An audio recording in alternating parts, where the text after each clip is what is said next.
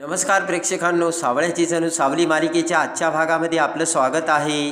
आणि आता त्यामध्ये सावली आणि सखदेव हे बाहेर आलेले असतात आणि त्याच वेळेस आता सखदेवला आता जयंतीचा फोन येतो आणि डोक्याला हात लावत सखदेव म्हणतो की अरे देवा. सावली म्हणते काय झालं दादा. सखदेव म्हणतो की आपल्या घरच्या खुळ्याचा फोन आहे, तुझी खुळी वहिनी. तर लगेच आता सखदेव म्हणतो की सावली एक शब्दही बोलू नकोस. आणि सखदेव आता जयंतीचा फोन उचलतो. जयंती आता ॲटो रिक्षातून तिकडे रस्त्याने येत असते. जयंती म्हणते की मला पाहिजे हिरे मोती, मला पाहिजे गाडी बंगला आणि तेही माझ्या सखदेवरावांकडून. आणि आता जयंती म्हणते की माय धनी, माय लाईफ पार्टनर, माझे पती परमेश्वर. आणि सखदेव म्हणतो की जरा श्वास घे, एवढं दाट काय बोलतेस आणि एवढी नवऱ्याची काय प्रशंसा करतेस. आणि जयंती आता हसतच म्हणते की म्हणून तर आज मी तुम्हाला भेटायला तुमच्या ऑफिसमध्ये येते. ते ऐकून सखदेवला धक्का बसतो आणि सखदेव म्हणतो काय. जयंती म्हणते तुम्हाला शॉक बसला की काय. आणि मोठ्याने हसत आता जयंती म्हणते की माय धनी, माय मनी आणि मी आले पटकनी, तुम्ही वाटच बघा, आलेच मी. आणि पटकन जयंती फोन कट करते. सखदेवला आता काय करावे ने काय नाही समजत नसते. सावली म्हणते दादा झालं तरी काय. सखदेव रडतच म्हणतो की जयंती इकडे येते ऑफिसमध्ये आणि तिला माझं ऑफिस बघायचं आहे आणि आता काय सांगू आणि काय करू मी. आणि सखदेव आता डोक्यावरती थापा मारू लागतो. तेवढ्यात आता सोहम बबलू पळतच येतात आणि सखदेवकडे बघत म्हणतात की काय झालं. तर आता सखदेव म्हणतो लोचा झाला. लगेच बबलू म्हणतो लोचा लोचा म्हणजे काय. सावली म्हणते की जयंती वहिनी ऑफिसमध्ये येतात यांची भेट घ्यायला. आणि आता बबलू म्हणतो की पण वहिनीला माहिती आहे का तुमचे दादा काय करतात ते. तर आता लगेच सावली म्हणते नाही ना. सावली म्हणते की वहिनीला दादाचं ऑफिस बघायचं आहे. ते ऐकताच आता इकडे बबलू विचार करतो आणि म्हणतो की काही टेन्शन घेऊ नका. आणि लगेच आता बबलू म्हणतो की तुम्ही काही काळजी करू नका, तुमचे सारंग सर तुम्हाला मदत करतील. सावली म्हणते सारंग सर. तर डोक्याला हात लावत आता तोंडासमोर हात घेऊन हसतच लाजून बबलू म्हणतो हो तुमचेच सारंग सर. सोहम म्हणतो की बघितलं का तोंडात कसं पटकन नाव आलं सारंगचं. इकडे आता सारंग हा त्याची कार थांबवतो आणि अस्मीला म्हणतो की अस्मी मला उशीर होतोय, चल उतर. तेव्हा आता अस्मी म्हणते की काय सारंग, अरे 5 मिनटं ट्रॅफिकमध्ये उशीर झाला असं समज ना. तर आता सारंग म्हणतो अजिबात जमणार नाही. आणि त्यानंतर आता अस्मी म्हणते की सारंग अरे तुला आठवतंय का याच ठिकाणी आपण नेहमी येऊन भेटायचो. सारंग आता अस्मीकडे बघू लागतो आणि आपण कसे मीटिंगसाठी त्या हॉटेलमध्ये आलो होतो आणि अस्मीने आपल्याला कसं बघितलं होतं आणि म्हटली होती की अरे सारंग तू इथे. तर आता सारंग म्हणतो हो मीटिंग होती माझी इथे. ते सगळं आता सारंगला आठवतं. आणि त्यावेळेस आता अस्मी म्हणते की आपण एकमेकांवरती किती प्रेम करायचो आणि त्यानंतर आपली कशी तिथे भेट झाली होती. अस्मीला आपण कसं कॉन्ग्रॅट्स केलं होतं आणि अस्मीच्या प्रेमात आपण कसं हरवून गेलो होतो. हे सगळे क्षण आता सारंगच्या डोळ्यासमोर येऊन सारंगला आठवू लागतात आणि सारंगच्या डोळ्यात पाणी आलेलं असतं. अस्मी म्हणते हे बघ सारंग, त्यावेळेस तू माझ्यावर किती प्रेम करत होतास रे आणि आज तू मला जायला सांगतोस. तर सारंग म्हणतो की जा तू अस्मी. आणि त्यानंतर आता अस्मी सारंगकडे बघते आणि म्हणते सारंग अरे प्रेमात ना परीक्षा द्यावी लागते आणि माझं प्रेम खरं आहे आणि माझं प्रेम खरं होतं आणि तुलासुद्धा माझ्या प्रेमासाठी परीक्षा द्यावीच लागेल. आणि तुझं जर प्रेम खरं असेल तर आत्ता तू माझ्यासोबत कॉफी घ्यायला येशील असे आता अस्मीने सारंगला सांगितलेले असते. आणि त्यानंतर पटकन अस्मी आता कारचा दरवाजा उघडून कारमधून उतरत बाहेर येते आणि सारंगकडे बघू लागते. तर सारंगच्या डोळ्यातून अश्रूंच्या धारा येत असतात. सारंग आता अस्मीकडे बघतो आणि त्याच वेळेस सारंगला एक फोन येतो आणि लगेच आता सारंग हा फोनवर म्हणतो की येतो मी आणि बाय. तर ते ऐकून आता अस्मी खुश होती. अस्मीला वाटतं की सारंग आपल्यासोबतच येतोय. पण फोन ठेवतच आता सारंग त्याची कार चालू करून निघून जातो. तर अस्मी ही फक्त पाय आपटत तिथे उभी असते. आणि इकडे आता जयंती ही ऑफिसमध्ये आलेली असते आणि ती ऑफिस बघताच आता जयंती खुश होती आणि जयंती म्हणते की माझ्या नवऱ्याचं ऑफिस किती मस्त आहे, खूप छान आहे. आणि तेवढ्यात आता रिसेप्शनिस्ट आता जयंतीकडे बघते आणि लगेच आता रिसेप्शनिस्ट जयंतीला इंग्लिशमध्ये बोलते आणि म्हणते की सर मीटिंगमध्ये आहे तोपर्यंत तुम्ही इथे बसा. आणि इंग्लिशमधून ते बोलताच आता जयंती म्हणते की तुम्ही इंग्लिश स्पीकिंगचा कोर्स केला वाटतं 99 रुपयात. आणि तेवढ्यात आता ती रिसेप्शनिस्ट थोडीशी बाहेर येते. तर तिचा तो शॉर्ट ड्रेस बघून आता जयंती ही तोडक्या मोडक्या इंग्लिशमध्ये म्हणते की व्हॉट इज दिस ड्रेस. आणि लगेच आता उभी राहत म्हणते की माझा नवरा एकदम सरळ नाकासमोर चालणारा आहे आणि नो लफडं बिपडं बरं का. तर लगेच जयंती म्हणते की कळलं का. तर लगेच ती मॅडम म्हणते की मी त्यांना ब्रदर मानते, म्हणजे इंग्लिशमध्ये बोलताच आता जयंती म्हणते ठीक आहे. आणि एवढ्या दुबईवरून 2 क्लायंट आलेले असतात आणि ते आतमध्ये जातात. तर जयंती म्हणते की हे बघा दोघंजण आतमध्ये गेलेत. तेवढ्यात ती रिसेप्शनिस्ट म्हणते की दुबईवरून क्लायंट आलेत आपल्या सरांशी मीटिंग करायला. आणि जयंती म्हणते मी जाऊ का? तर रिसेप्शनिस्ट म्हणते की मॅम तुम्ही आत्ता जाऊ नका, आत्ता अलाउड नाही आहे, तोपर्यंत तुम्ही बसा, नंतर आम्ही तुम्हाला बोलावू. आणि आता ते दुबईचे क्लायंट दुसरे तिसरे कोणी नसून आता सोहम आणि बबलू असतात. आणि सखदेव आता सूट बुटामध्ये मॅनेजरच्या खुर्चीवर बसलेला असतो. पटकन आता जयंती ही दरवाजा देते आणि काचातून जयंती आता समोर सुटाबुटात बसलेल्या सखदेवला बघते. तर आता तोंड लपवत तो दुबईवाला क्लायंट म्हणजे सोहम म्हणतो की आम्हाला तुमची ती जमीन हवी आहे, किती घेणार? तर लगेच आता सखदेव म्हणतो 32 लाख. तर तो म्हणतो 35 लाख. तर लगेच इकडे जयंती ते सगळं बोलणं ऐकू लागते आणि जयंतीला मोठा धक्काच बसलेला असतो. आणि लगेच आता सखदेव म्हणतो की आम्हाला तर काही जरी झालं तरी ती जमीन हवी आहे. तर आता लगेच आता सोहम म्हणतो की किती देणार? इकडे हळूच बबलू म्हणतो 1 करोड बोला. तर सखदेव म्हणतो 1 करोड. ते ऐकून जयंतीला आणखीनच धक्का बसतो. आणि लगेच आता तो दुबईच्या क्लायंटच्या वेशातला सोहम म्हणतो की जमीन तुमची झालीच म्हणून समजा. आणि तेवढ्यात आता सोहम हा तो क्लायंट म्हणून तिथून निघून जातो. तर ते बघताच आता जयंती पळत पळतच दरवाजातून आतमध्ये येते आणि खाली बसलेला बबलू आता तिथेच टेबलच्या आतमध्ये असता सखदेवच्या पायाजवळ लपून बसतो. जयंती म्हणते वा वा पतिदेवा, तुम्ही काय कमाल केली आणि 1 करोडच्या तुम्ही गोष्टी करता.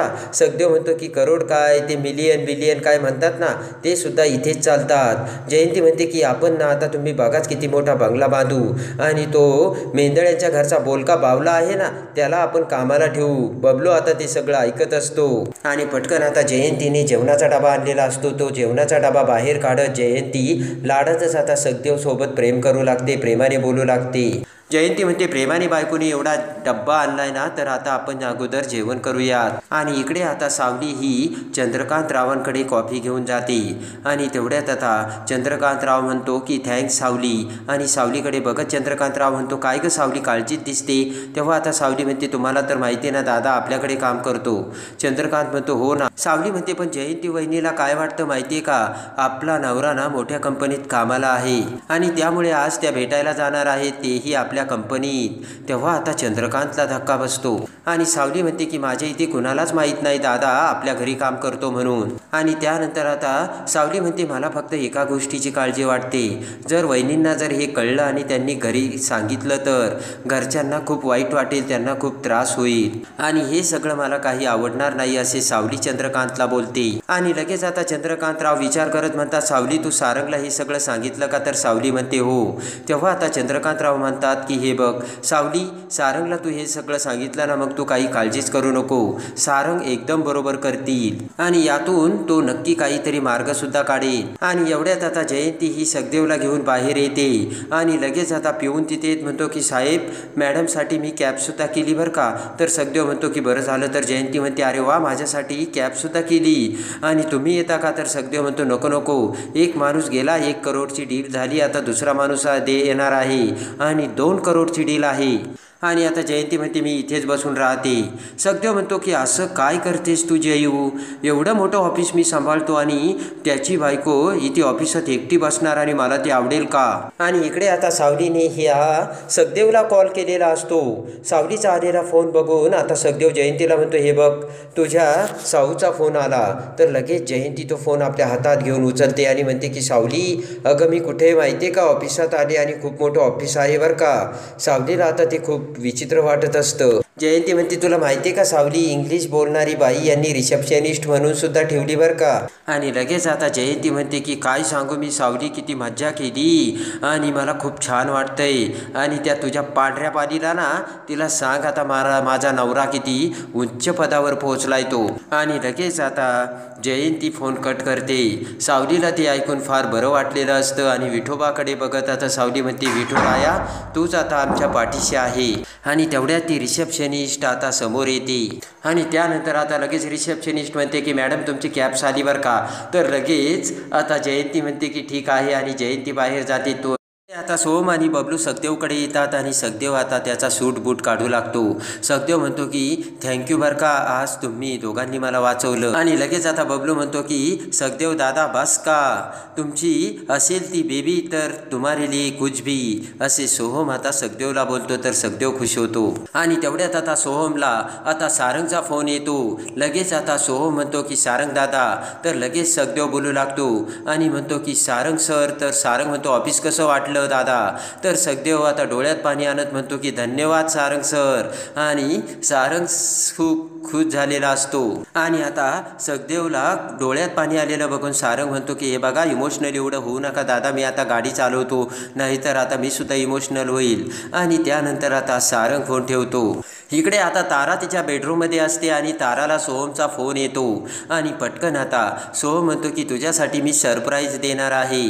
तेवढ्यात आता तारा म्हणते की सांगणारे काय सरप्राईज आहे. तर तेवढ्यात सोहम हा तारासमोर येतो. तारा आता जाम घाबरते. तारा म्हणते की हे कसलं सरप्राईज आणि तुम्ही इथे. आणि लगेच बबलूसुद्धा तिथे येतो. तारा म्हणते मी आता तर मेलेच. बबलू म्हणतो काळजी करू नका तारा मॅम, मी वॉचमॅन आहे. आणि पटकन आता बबलू हा दरवाजात जातो. आणि लगेच आता तारा म्हणते की हे असं चोरून मारून कधी पण यायचं, हे किती दिवस चालायचं, आणि पुढं तरी आपल्याला काहीतरी प्लॅनिंग करावं लागेल ना. सोहम म्हणतो कसलं प्लॅनिंग, आता पुढचं सगळं आयुष्य आपल्याला एकत्रच काढायचं ना. तर तारा म्हणते त्यासाठी लग्न करावं लागेल ना. आणि लगेच आता सोहम म्हणतो हो का. तर आता चापट मारत लाडाने तारा म्हणते की सोहम, माझ्या मॉमशी तू कधी बोलणार आहेस सांग ना. आणि तारा आता सोहमच्या हातात हात देते. आणि लगेच आता तारा म्हणते की माझ्या मॉमशी कधी बोलशील. सोहम म्हणतो की असं जर असेल तर आत्ता जाऊन बोलतो, तुझी मॉम खाली आहे ना. बबलू तिथे म्हणतो की चल चल आत्ताच बोलूया. तर तारा म्हणते नाही नाही आत्ता नको. आणि तेवढ्यातच दरवाजात काहीतरी खडखड आवाज येतो. पटकन आता तारा सोहम आणि बबलूला खिडकीतून बाहेर पाठवते. तर भैरवी रागारागाने तिथे आलेली असते आणि म्हणते की तारा कुणाशी बोलत होती. तारा म्हणते कोणीच नाही मामा, बघ ना तू. भैरवी इकडे तिकडे बघू लागते आणि रागाने भैरवी म्हणते की हे बघ तारा, तुझ्यासाठी मी माझं अख्खं आयुष्य खर्ची घातलंय. भैरवी म्हणते हे बघ तारा, तुझ्या करिअरसाठी मी माझ्या करिअरवर पाणी सोडलं, नुसतं पाणी नाही सोडलं तर मी माझा संसारसुद्धा सोडला आहे तारा. इकडे आता भैरवी म्हणते की तारा, तू एक गोष्ट लक्षात ठेव, तुझा जन्म फक्त वजे घराण्याचं नाव आणि गाण्याच्या ज्या रूढी परंपरा आहे त्या पुढे नेण्यासाठी जन्म झाला, एवढं लक्षात ठेव. आणि लगेच आता तारा म्हणते की मम्मा, हे असं मी तुला कधीच म्हटलं नव्हतं की माझ्यासाठी तू बाबांना सोड म्हणून आणि मला गाणं शिकव म्हणून. आणि लगेच आता तारा म्हणते की बाबा मला माझ्यासोबत माझ्या समोर हवे होते आणि गाण्यामध्ये तर मला कधीच करिअर करायचं नव्हतं मम्मा. आणि लगेच आता तारा रागाने म्हणते की हे मला कधीच करायचं नव्हतं, पण तू माझ्यावरती हे जबरदस्तीने लादलं. आणि तारा म्हणते वजे घराण्यात मी जन्माला आली, ती माझी चूक झाली का. तारा म्हणते की मला नाही आवडत हे गाणं, आणि किती वेळा मी तुला सांगितलं, किती वेळा मी तुला समजवण्याचा प्रयत्न केला, पण मॉम तू काही ऐकतच नाही. तेव्हा आता भैरवीला राग येतो. भैरवी मोठे डोळे करून आता ताराकडे बघू लागते. आणि तारा म्हणते की तू जेव्हा माझ्या समोर असतेस ना तेव्हा मला खूप त्रास होत असतो. सतत हे शिक, ते गाणं शिक, सावलीकडून हे शिक, असं मला तू त्रास देत असते. हे आता रागाने तारा आता भैरवीला बोलत असते. आणि लगेच आता राग येऊन तारा म्हणते की मला नाही करायचं गाण्यामध्ये करिअर, मला काहीच नाही करायचं, मला या सगळ्याचा त्रास होतोय. आणि ते रागाचे ताराचे बोलणे ऐकताच भैरवी रागाने लाल बुंद होऊन मोठे डोळे करत जोराने भैरवी ताराच्या कानाखाली मारते. आणि ताराने आता गालाला हात लावलेला असतो. आणि त्यानंतर आता इकडे सारंगने अस्मीच्या प्रेमाला लाथाडून सारंगने आता अस्मीला बाय बाय करत सारंग आता अस्मीपासून निघून आलेला असतो. आणि अस्मीचा मोठा जळफळाट करून अस्मीला वाऱ्यावर सोडून अस्मीला आता प्रेमाचा आता बाय बाय करून सारंगने सावलीसाठी आता सखदेवला ऑफिसात मॅनेजर केलेले असते. तर कसे वाटले सारंगचे सावलीवरचे प्रेम ते कमेंट्समध्ये नक्की कळवा. आणि सावळ्याची जणू सावली मालिकेच्या डेली अपडेटसाठी बेल नोटिफिकेशनवर क्लिक करून आपल्या चॅनलला लाईक करा, सबस्क्राईब करा.